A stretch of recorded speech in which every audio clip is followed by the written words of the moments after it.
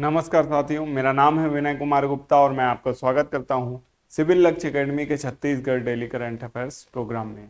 आइए शुरू करते हैं आज के शुभ विचार के साथ। मेहनत का फल एक ना एक दिन अवश्य मिलता है। तो आइए शुरू करते हैं पहले क्वेश्चन के साथ। भारतीय वन सर्वेक्षण रिपोर्ट 2023 के अनुसार छत्तीसगढ़ का कुल वन आवरण क्षेत्र कितना है? तो इसका सही जवाब है ऑप्शन ए 55,812 वर्ग किलोमीटर।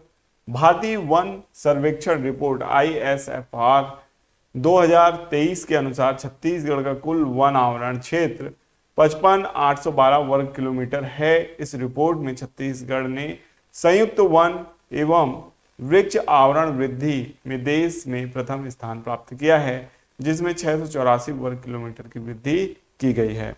ISFR रिपोर्ट में छत्तीसगढ़ नंबर वन एवं वृक्ष आवरण में अधिकतम वृद्धि दर्शाने वाले 4 राज्य छत्तीसगढ़, उत्तर प्रदेश, ओडिशा और राजस्थान हैं।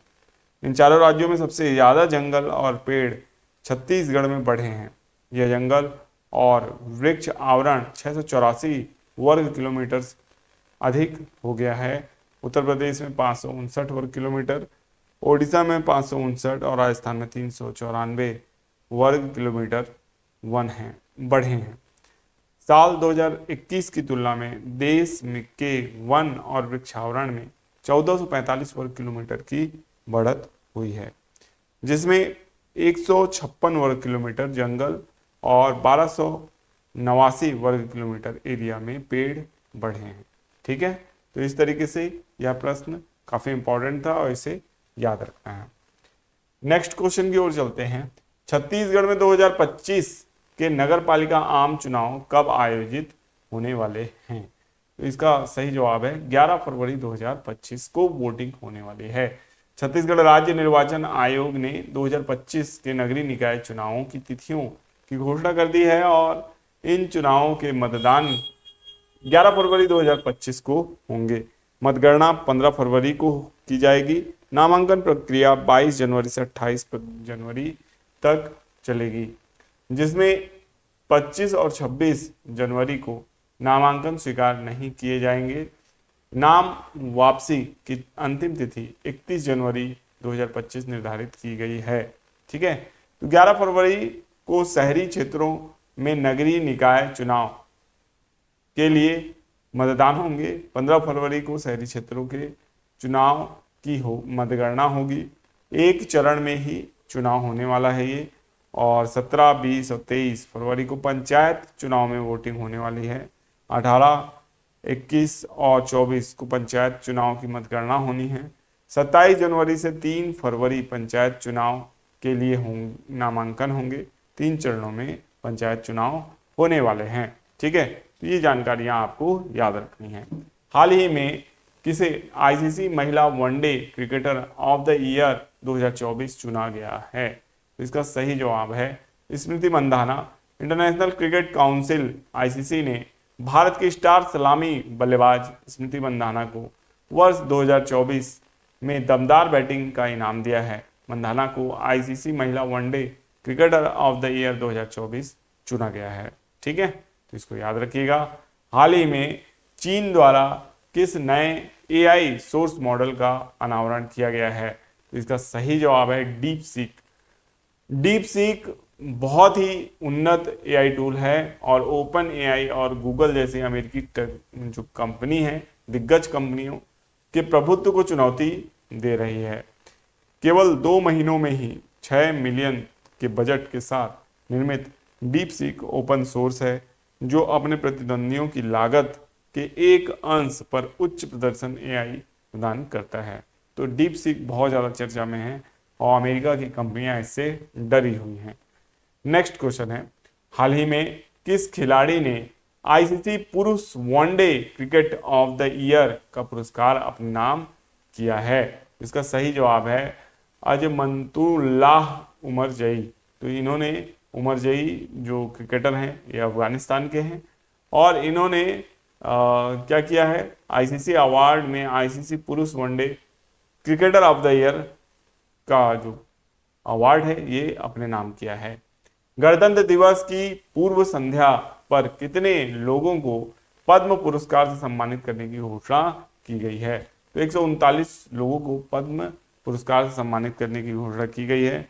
139 हस्तियों में पद्म पुरस्कार, सादा सिन्हा समेत 7 को पद्म विभूषण, पंकज उदास, सुनील मोदी सहित 19 को पद्म भूषण और 113 को पद्मश्री अवार्ड जो है दिया गया है। इसको भी याद रखना है। 2025 के ग्लोबल फायर पावर इंडेक्स में भारत ने कौन सा स्थान प्राप्त किया है? इसका सही जवाब है चौथा स्थान है। ग्लोबल फायर पावर रिव्यू के अनुसार भारत शीर्ष 5 शक्तियों में आता है जिनमें कम से कम लगातार 10 वर्षों तक शीर्ष GFP स्थान प्राप्त किया है। ठीक है, तो इसको याद रखना है, चौथे स्थान पर है भारत। हलवा समारोह किस प्रक्रिया की शुरुआत को दर्शाता है?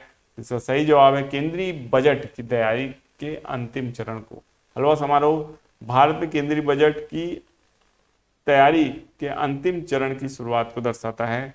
यह समारोह केंद्रीय वित्त मंत्रालय द्वारा आयोजित किया जाता है।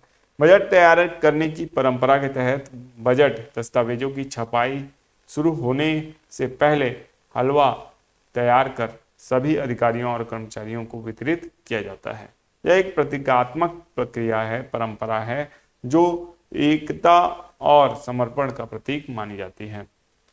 हाल ही में किसे IDBI बैंक के MD और CEO के पद पर नियुक्त किया गया है? इसका सही जवाब है राकेश शर्मा।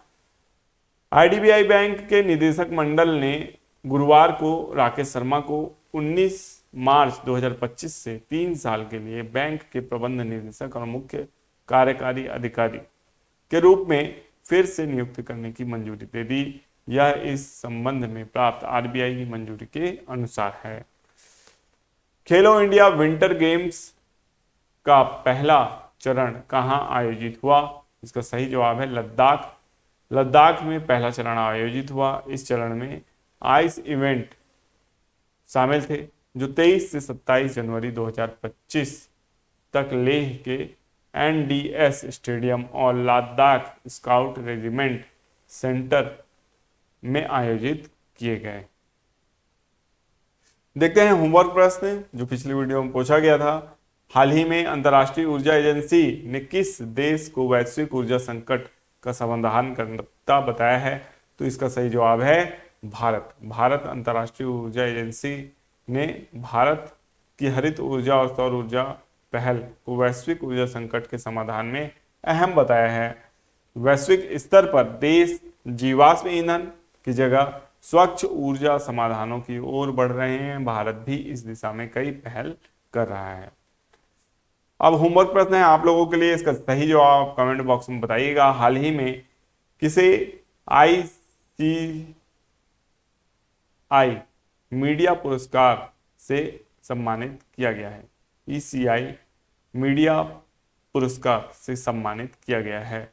ठीक है, तो इसका सही जवाब कमेंट बॉक्स में जरूर देना है आपको कि हाल ही में किसे ECI मीडिया पुरस्कार से सम्मानित किया गया है। ठीक है, अब चलते हैं पिछले वीडियो के रिवीजन प्रश्न की ओर।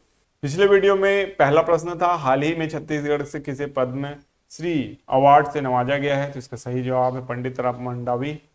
छत्तीसगढ़ सरकार ने गौशालाओं को प्रति मवेशी दी जाने वाली अनुदान राशि को बढ़ाकर कितना किया गया? तो 35 रुपए। छत्तीसगढ़ की नई पर्यटन नीति कब से लागू होगी? तो 1 अप्रैल 2025 से। हाल ही में हो रहे ICC men's T20 team of the year का से खिताब दिया गया है। तो इसका सही जवाब है रोहित शर्मा। ठीक है, हाल ही में रिलायंस इंडस्ट्री द्वारा भारत के किस स्थान में दुनिया का सबसे बड़ा डाटा सेंटर बनाने की घोषणा की गई? इसका सही जवाब है गुजरात। हाल ही में इसरो द्वारा मिशन NVS-02 को किस स्थान से लॉन्च किया जाएगा? इसका सही जवाब है श्रीहरिकोटा। 27 जनवरी को कौन सा अंतर्राष्ट्रीय दिवस मनाया जाता है? तो वो अंतर्राष्ट्रीय प्रलय स्मरण दिवस। हाल ही में कहाँ चिनार के पेड़ों को जियोलॉजिकल टैग है ना से यह टैग करने की प्रक्रिया शुरू हुई है? इसका सही जवाब है जम्मू कश्मीर। हाल ही में अंतर्राष्ट्रीय ऊर्जा एजेंसी ने किस देश को वैश्विक ऊर्जा संकट का समाधान करता बताया है? तो इसका सही जवाब है भारत। तो आशा करते हैं वीडियो आपको पसंद आया होगा, और इस वीडियो का जो पीडीएफ है वो आपको हमेशा की तरह टेलीग्राम चैनल में मिल जाएगा, जिसका नाम है सिविल लक्ष्य एकेडमी। और मिलेंगे नेक्स्ट वीडियो में। आपका दिन शुभ हो। धन्यवाद।